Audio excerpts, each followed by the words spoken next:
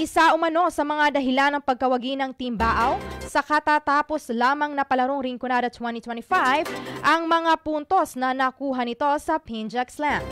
Sa personal na panayam ng 96.7 Rinconada News FM kay Jennifer or Mr. Jennifer Cabalquinto, ang technical official ng nasabing laro, inihayag nito ang nakuhang parangalan ng bayan na isa sa mga nagbigay daan upang muli itong hirangin bilang overall champion sa kompetisyon na ginanap sa Balatan, Kamsur.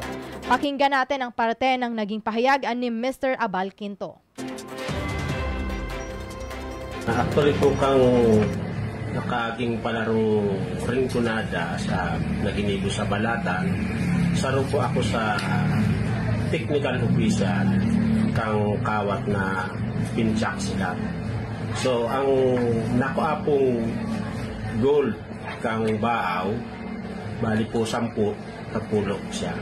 So kaya siya ang saro siya na count para mag-champion ang girare po ang Panwa na Baaw sa nakaaging palarong Rinconada. Ang naturang laro ay isang combat sports na nagmula pa sa ibang bansa. Ani ni Abalquinto, taong 2019 pa noong ipinakilala ang Indonesian martial arts at Muslim sports na ito sa palarong Rinconada na hanggang ngayon ay parte na ng kasaysayan ng kompetisyon.